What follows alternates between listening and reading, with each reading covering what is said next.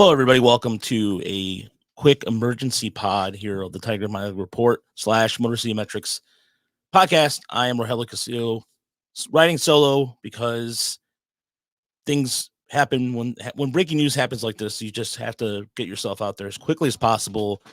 And I just wrote an article for Motor City Bengals. There's going to be an article as well for Tiger Minor Report that I'll be dropping that goes a little bit more into the depth and everything. So there'll be some more moves happening along. So first and foremost, apologies for the mismatch, but I was literally I was going to step outside and there was a little bit of snow.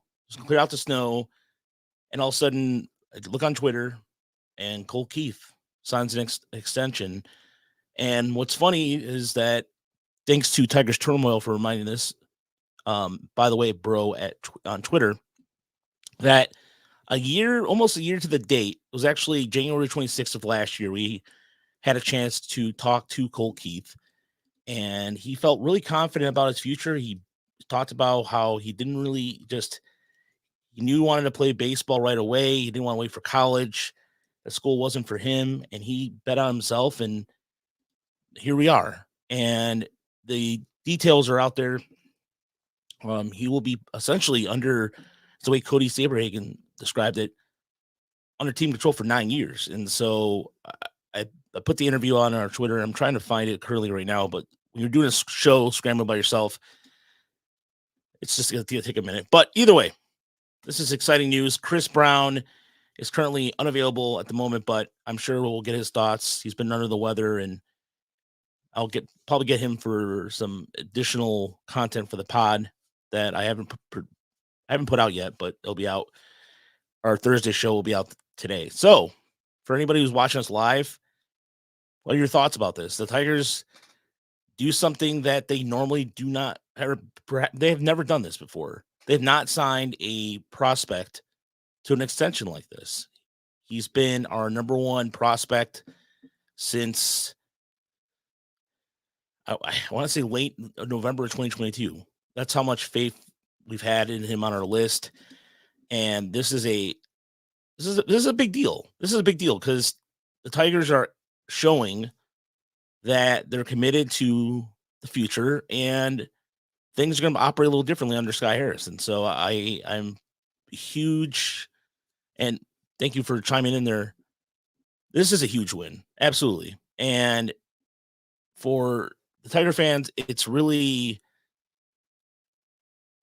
an exciting day. I mean, obviously the Lions are playing tonight, NFC Championship at 6:30. But if you're a baseball fan, purely for the sake of baseball here, you're looking at what Detroit has been able to do this offseason. Some people have complained it's not enough. But if you look at some of the things on the infrastructure side of things, the new minor league facility they're building, the additions of new coaching staff continue to build up. They did well on their pitching staff to address it. And I think this is another indication of it. I think things are showing a little bit differently for what the Tigers want to do going forward with him. And they're showing how much faith they have in him by giving him this deal. I mean, keep in mind, folks, he just turned 22 in August. And here he is getting his contract extension. Does this mean that he's going to start the year at second base? Sure. But as things are not always guaranteed, but at the same time, you don't make this kind of deal without a statement and a corresponding move. And I'm sure there will be some things that are happening behind the scenes to make a roster spot for him too, because currently he's not on the 40-man roster. And so I would think that like somebody already complained about, well, how come they haven't done this for Torkelson or Riley Green? Who knows? Sky Harris might be doing that right now. But I think a Detroit Tigers fan wants to know on a chat, who do you think is up next? It's hard to say, but I would like to think that, and based off what Barnett here said, if they can continue to see improvement with Spencer Torkelson, then great. And yeah, it's just, I'm showing the Keith every home run. He hit 27 home runs last year. Let's go over to slash line for a moment, folks. This is what's impressive about Colt Keith, his numbers alone. And I just didn't want to do just on my article for MCB. I just didn't want to go into batting average and just go into those things. I want to look at hard hit contact rate. He was above league average in AAA last year. AAA average for the International League was 36%. He hit at a 40% clip. He had a 6-for-6 game, something that was never been done. This is when he was at Erie. WRC plus of 163. I might be losing some folks because I'm putting out some advanced stuff out there, but it's okay. He was an on-base percentage machine. And just looking at his just hitting, I mean, there was balls he would hit in terms of over 100 miles per hour, hard hit contact rate. There was exit velocity just screaming out there, all before the age of 22. He was hitting at an advanced level early on. He was able to make adjustments. And yeah, Cameron mentioned, yeah, you're absolutely right. I wasn't sure about Torkelson being a Scott Boras guy, but yeah, that does play into that factor too, because Scott Boras usually wants his players to go and seek free agency. And so that is something that is a thing. See if Chris can join me now. But okay, sorry about that. Like I said, live show just came in on there. So the biggest thing about Colt Keith too is what I was mentioning just now is the adjustments. When he struggles for a little bit, all of a sudden he figures it out. And for example, when he first got up to AAA, teams were throwing him high and inside. What does he do? Finds a way to elevate his swing and get those high end in pitches. And so he's got a great eye at the plate. And one of the things that the big question, third or second base? Well, if you look at the last month and a half in Toledo, he played exclusively second base. Not to say that he doesn't have the arm range for third, but he might be better suited at second base. We won't know for sure until spring training camp happens. Maybe they put him at third. But as Nate mentioned, yes, he did have an elbow injury, and Chris Brown has been very adamant about this, and it's true. His arm, the way he throws from third to first, looks slightly different, and it was something he worked on. We talked to him last year, and you can find the interview on the Tiger Minor League Reports YouTube page. He worked with Alan Trammell to get better in the infield, but perhaps the Tigers see his future at second base. As far as Space Facts wants to know, does this mean he's a lock to be on the opening roster? I would assume so, but you say you make an ass, you can assume, or whatever the term is. If you make assumptions, you make out of ass of you and me, or however that term goes. But I don't see why not. I really don't. But yeah, Chris has flag football duties at the moment. He's a coach. Coaches his son. So, but he'll probably be, like I said, we'll get some words from him. So, Tigers Terminal wanted me to remind everybody that Fangraphs updated their Tigers lineup with Keith at second. So, there we go. That's a indication of things to come. But Keith, 5th round draft pick for the Tigers in a shortened 2020 season, and got off to a really, really good start.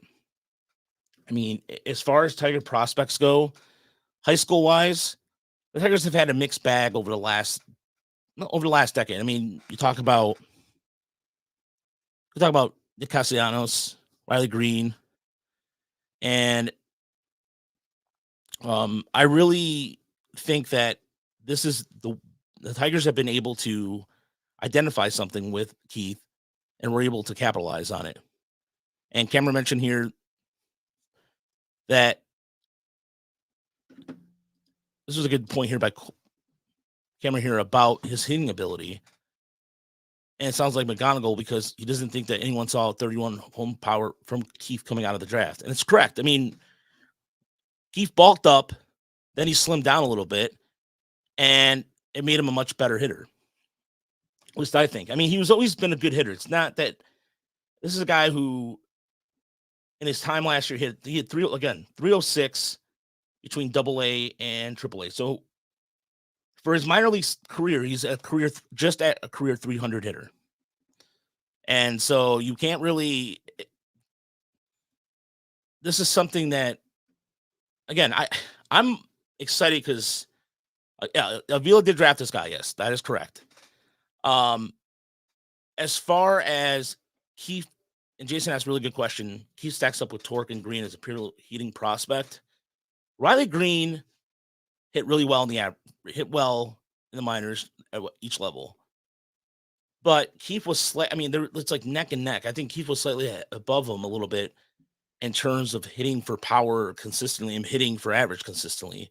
Not to say Riley Green was not good. Riley Green represents a rare thing as well because he was doing quite a bit for his age. We haven't seen in years from the Tigers farm system. Especially Torkelson, there was adjustments every level, but I would put Keith and Green, the 1 and 1A, and Torkelson right there. Because Torkelson's a different kind of hitter than those two are, at least in my opinion. And so I think Keith's ability to barrel up the ball and draw walks, you saw his quality at bats. He wasn't, like I said, he never got really cheated, but it was the way he came back from injury too. I mean, he came back with a vengeance. He played in the Arizona Fall League last year and was able to recover pretty well. And we have him. He's our number one prospect for a reason, but he's also the fact that he was one of the best hitters. I mean, he also, something else worth mentioning, he also was a guy who had the minor league game of the year for a 6-for-6 performance. I mentioned that earlier, but that's worth mentioning again. And so let me give you an example of how far Keith has come. We're going to share here with you a video that we did a few years back, and I'm going to give props to Chris on this. Chris put this together, and this is him during this is the All-Star high school All-Star game in Cleveland in 2019. So this is him. You can kind of see the evolution of Keith as a hitter from here. And so again, and this is, I'm going to pull up the prospect report here and what we have said about Keith. And so to put it together a little bit, to perhaps get a little more context with it. Again, thank you for tuning in. An impromptu show by myself, throwing it out there. And this was a prospect report that Chris did in February of last year. So we have him a hit level. We have him a hit tool at 60. This is a little bit of Keith pitching too, by the way. Out of high school, when the Tigers drafted him, he was drafted both as a pitcher and an infielder. So he got up to mid-90s, I believe, with his fastball. So this is prior to elbow surgery as well. And this is what Chris said, quote, level swing plane, stays in the zone for a long time, produces consistent hard contact to all fields. Ideal mix of aggression and plate discipline. Attacking pitches in the zone while fouling off borderline offerings and rarely chasing out of the zone.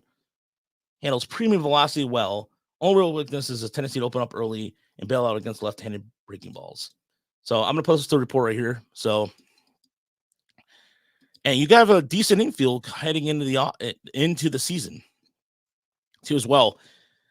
And Detroit Sports wants to know, has this ever happened, extending a player before they played in the majors? Seems like a big investment for a player yet to be playing the majors. Detroit Sports, the Tigers have never done this. The Tigers have never done something like this. And if you look at the value of it, I think they're smart to do it now versus later. And the kind of money that Detroit spend based off the money that's come off the books, I think this is a good idea. You're basically getting a player before his costs will potentially can go up and allows Detroit to still be competitive and add pieces later. So that's my opinion about that. And I think this is a good value. Here's some more Keith pitching. So I don't know, it's a rare sight to see, but you can find a lot of Colt Keith content on our YouTube page, Tigers Minor League Report. So thank you again for tuning in. We appreciate it. And yeah, so I keep saying but I'm also a little nervous because I'll often go solo. But yeah, so the report's right there if you want to check it out on our chat. All the great content over at tigersmlreport.com for more Colt Keith stuff. But this is, I was referred to the Jackson Cheerio deal that the Brewers did earlier this offseason. and he hasn't played a day in the major leagues yet. But the Brewers are very excited about its ability, and rightfully so. And Tiger fans should be excited about this. Colt Keith represents a new way of thinking for Detroit, and I know I'm not trying to sound very slappy about this, but this is, to me, this is different than what we're used to seeing from the Tigers. And Troy mentions here, the Braves have done this, and the Rays too. Good point here, Troy. This is definitely smart. This is what the Rays did. Absolutely.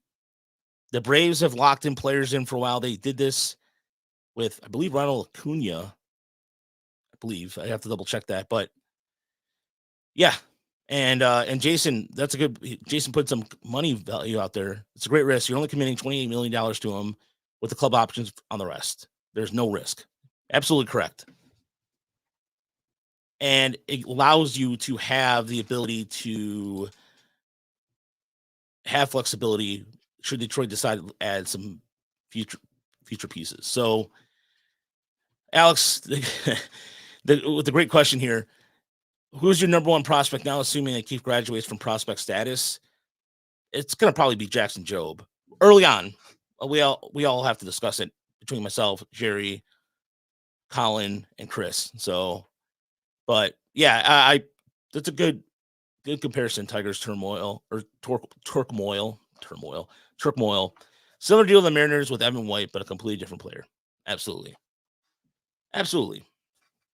And so, but Alex, I'm going to give either Max Clark or Jackson Jobe. So it really depends on what way we decide. It's always voted between the two. And by the way, the Erie Seawolves are doing 50% off, buy one, get one 50% off shirts. So if you want to get a Colt Keith Erie Seawolves shirt, go to the Seawolves.com website. I got to plug that because the Seawolves always hook us up with merch, and it's only fair. So I'm sure if you want to get a Whitecaps shirt of his as well, I'm sure there's something out there for that. But yeah, so go to the Motor City. I'm also writing the prospect list over for Motor City Bengals this year. So this is a week to kick off content, a lot of content for myself. I'm still trying to figure out how to get to Lakeland. If you want to help us, there's a GoFundMe link on our Twitter. I can share here as well. And everything goes towards what we pay for the cost for traveling, hotel rooms, you name it, those kind of things that help us out. And this is a big day. And you know what? For once, Detroit's in the national spotlight. And of course, obviously the story today is the Lions. No doubt. Let's not kid ourselves here. But it is great to see both more than one franchise get the headlines on a Sunday. Well, depending on where you live, it's a gray, snowy day here where I live, because it has been maybe like 5 minutes in the last 3 weeks. It's depressing. It's really depressing. But anyway, but not today. No. The Lions are going to San Francisco or Santa Clara, to be technical, for a chance to go to the Super Bowl. It's the second time I've witnessed something like that. And the Tigers are doing something else historical. They've never done this before. And it's how much they support their belief in Colt Keith. And Barrett wants me to give him a good line. So go Lions! Wow. So, anyways, apologies for anybody that tuned out right after that. But no, it's a good day for the Tiger fans, good day for Lions fans, and get back to celebrating. Enjoy your Sunday. This is a quick 20-minute pod. I'm Rogelio Castillo. Of course, you can find me on Twitter at Rajcast Baseball. Follow the MCB Tigers at Twitter, Motor City Bengals.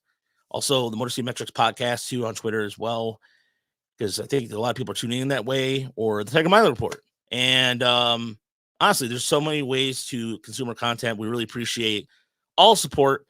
And once I get Chris and Uper together, I'm sure we'll get something out there. But the Thursday's pod will be dropping in addition to this on top of it. So, or after it.